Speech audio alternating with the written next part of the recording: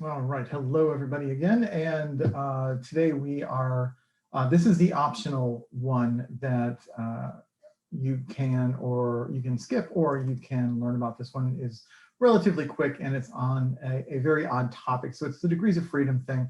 You sort of saw when we were doing the t-test that the calculation stuff is very simple, but if you are a normal person, degrees of freedom still make no sense to you. And again, I try to explain that it is an attempt to account for the variation within a subject group, because every composition of a group is going to be slightly different than the other ones. So whenever we're doing an analysis, we have to account for that variation, that variability.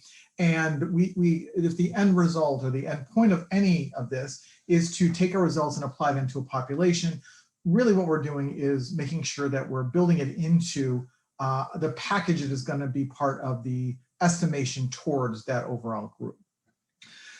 Now, you sort of saw in I'm sorry, and again, optional, you don't have to be here. Feel free to knock out at any point if you would like. But I wanted to at least explain this because it is something that we don't explain ever. And I hate the fact that it's out there. It's just a weird concept. It's just a weird concept. That's what it is. So I at least want to have this available if you're interested in. The reason I know that this is important is just about, I don't know, probably, well, 10 years ago, maybe. I was in my office and someone else in the building came down. They said, you mind if we chat for a bit? And I'm like, no. And they're a faculty member, PhD. They were here at that point longer than I had been. And they said, you're teaching stats this semester. And I said, yeah. And I said, can you explain what degrees of freedom are? And the person was like, I've been using it in research for all these years, and I still don't understand what it is. Is like, is there a short answer to it? It's like, well, not really. But it's this concept that people who work in the field and have published a lot of research, they still don't know what it is. And it's not to slam anybody. It's just a concept that we skip over all the time. So, and because the calculation is n-1, n-2.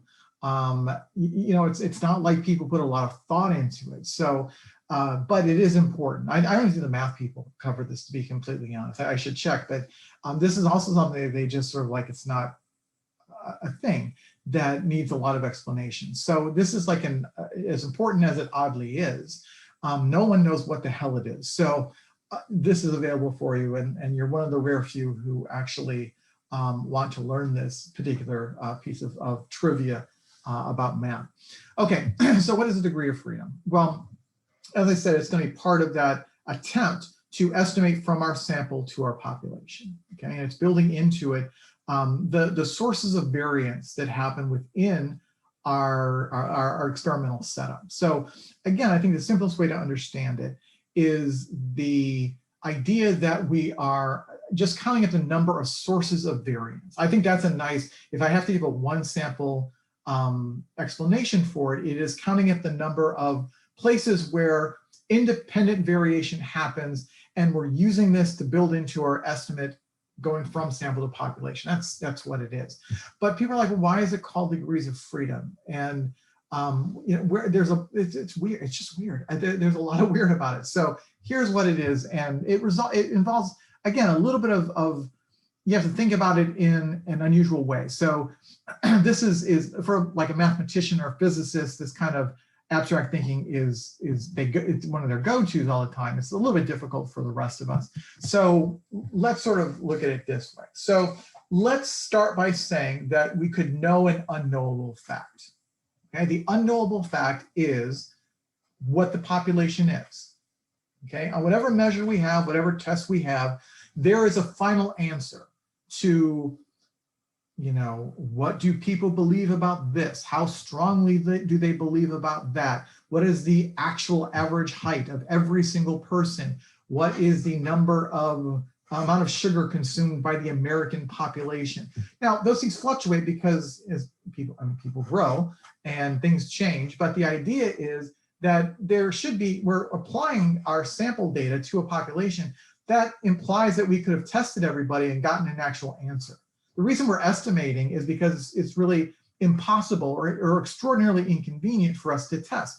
that population, or it may be inaccessible is a real likely reason to not do it. So since we can't do that, we're going to test a small group and estimate towards a large group.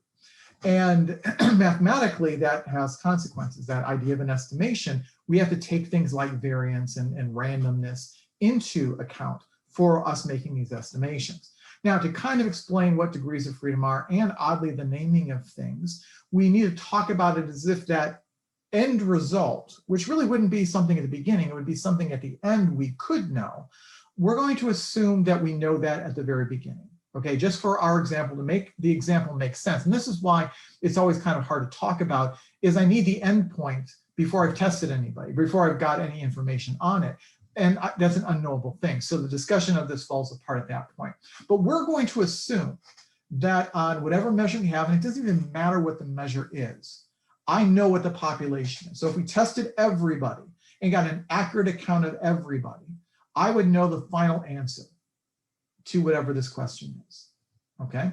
Now, for our example, to make it easiest to sort of see as we're looking at this, I want you to assume that this is, whatever this question is, you can have positive values, so like the agree values, or you can have negative values, the disagree values. So you can have both positives and minuses as a response. It can, be, and up to whatever, up to 100, up to 1,000, up to 1,000,000, whatever scale you want to put it on, it's fine to do that. The scale itself doesn't actually matter. But it kind of does, because it needs to be big enough for the things that I have in this example. So we're going to say that the end, you could go anywhere between positive and negative 1,000,000. Those are the endpoints of this, that's the possible range of scores that could happen. And the population's somewhere between those two extremes. So we're going to start with a belief. Again, it's an unknowable thing, but for this to make sense, we have to state this up front. Let's say that whatever this is, at the end, if I tested everybody, they had good responses, they're accurate, everything works perfectly, it's the most accurate thing ever done, the end score is 0. Okay, because there's positive and minuses, people are canceling each other out, or a whole bunch of people have pluses and there's a huge minus person. And at the very end, we add everything up. The end result of this population is a score of 0. Okay, that's the population parameter. That's the thing. So scores can be anything, positive or minus, within those, I think I said 1,000,000 probably, positive and negative 1,000,000 scores on this. But at the end, when everybody has been accounted for, they must, all those scores combined must add up to 0, because that's the score of the population. So in this one, I obviously don't have a population set of scores, but we're going to assume that this is the entire population. So how many I have? 3, 6, 7. So let's say there's 7 whatevers. Left-handed, big lobed in terms of their ear, left foot dominant, Alaskan natives who were born in the year 1970 on a Tuesday following a holiday. But, population can be all sorts of things. They don't have to be these massive things. Let's say that that's, I don't know what that population would be used for, but let's say there's only 7 people who fit into that. Now, truthfully, with 7, I could just test the population. Okay, but this would, in reality, this would be millions and millions of people. So I couldn't do that on anything else. But for our example, let's say the population is 7. I know, because I've looked into the future and saw that when all the scores are there, they add up to 0. So we're going to have people who are positive, people who are negative. Okay. So only requirement is that at the end, this population equals 0. All right. Let me ask the question that's up here. So so a person could score between positive and negative 1,000,000. We know what the endpoint is, but the individual point, that first person, what is their score likely to be? And the correct answer is, I don't know. I mean, somewhere between positive and negative 1,000,000. So the way that this is asked mathematically is there any restrictions other than those endpoints, which, there's always an endpoint somehow. Is there any other restrictions on this score? Can it be negative 900? Can it be positive 47,312? Could it be positive 9? I mean, is there any restriction on what that score should be? Or is it, as we call, free to vary? And this is where the freedom part comes from. Does the score have to be a particular value, or could it be anything that falls between those endpoints? And the answer is, it is free to vary. It can be anything between those endpoints. There is no thing other than falling outside the boundaries of what's possible. There is no restriction on this first person score. It is free to vary, okay? So no, there's no restrictions on this. So this first person has a score of positive 100. Okay, that's a legitimate score. It falls between negative and positive 1,000,000. Absolutely nothing wrong with this person's score. Okay, we still have other people, so 0 is still our endpoint, but this person was free to be anything within those big parameters. All right, is there any restriction on the second score? Use that same logic. Or any restriction on the third score or the fourth score? So if we're just going up through here, do these scores have any restrictions on them? Okay, well, the overall restriction of it has to be between positive and negative 1,000,000, because those are the only possible scores. But within that big parameter, scores could be anything. I mean, it's whatever your score is, it's whatever your attitude is, or whatever your belief is, or whatever your opinion is. As long as it falls between those two endpoints, any score is possible. Those scores, the second score, the third score, the fourth score, those are also free to vary. They can be anything between that. So we have no restrictions on this. So the second person has a negative 100. The third person has a positive 500. The fourth person has a positive 3,000.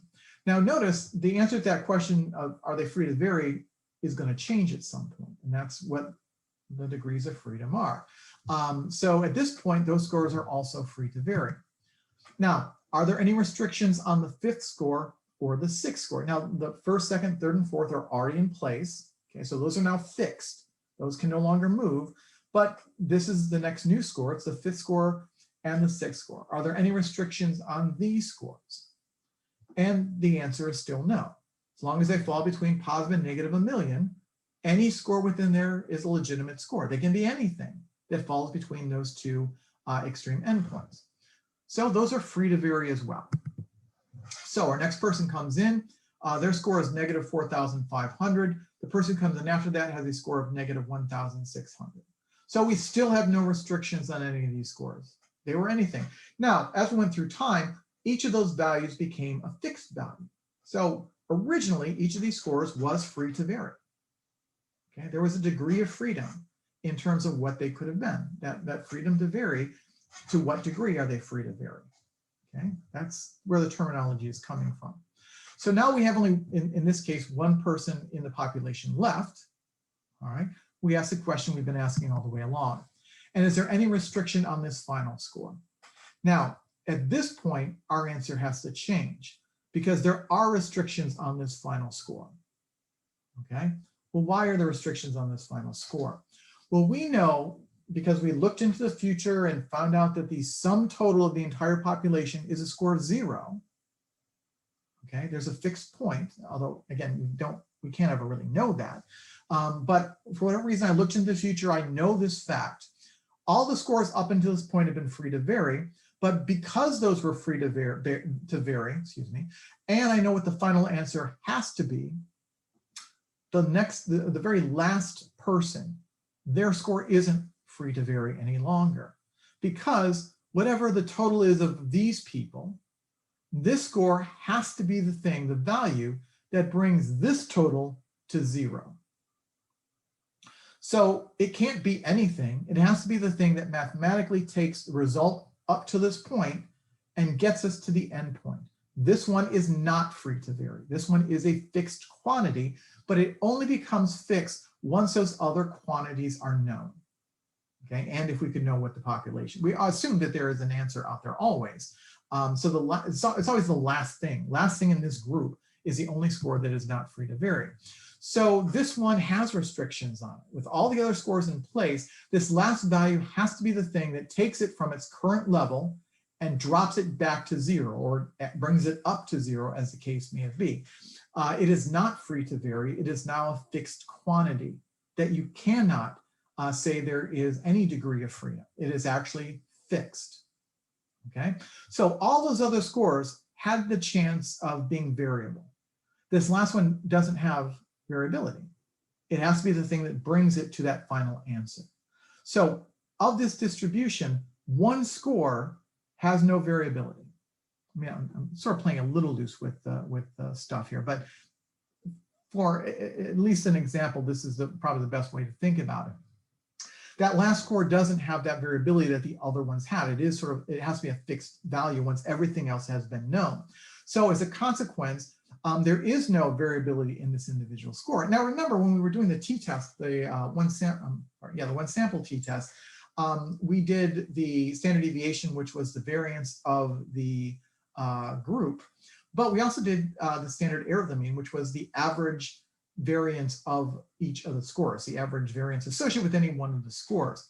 Now, those error variants certainly make sense to go with the scores that are free to vary, but this one can't vary. It is a fixed quantity, you know, as a theoretical understanding of how this is working.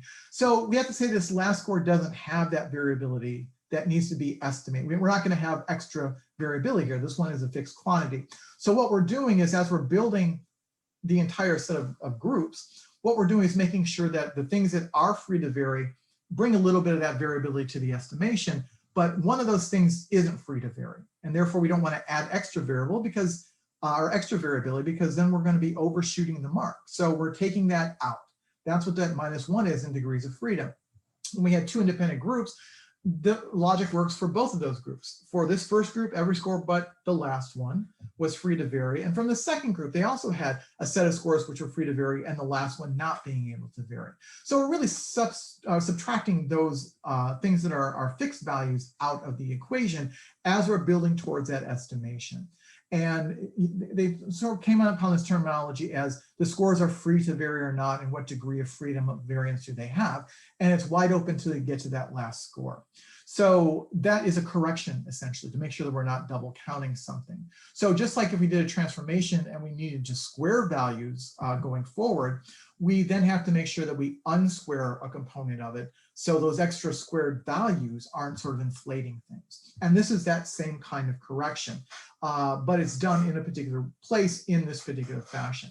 So that -1 is to sort of bring the truthful variance back into perspective. So as you go forward, even if you have to think about degrees of freedom without the actual formula there, think about how many independent groups there are, how many independent factors there are. Because as we start getting into more complex models, we're going to see every sort of combination of things may also take out a degree of freedom. So it's going to get more complex as we go forward, but these are sources and places where variance can happen, and we're trying not to double count and overestimate or underestimate because of that. So that's what degrees of freedom are. I don't know if that was interesting at all, but it is now factual information about statistics that you did not have before. So that is in and of itself worth the effort.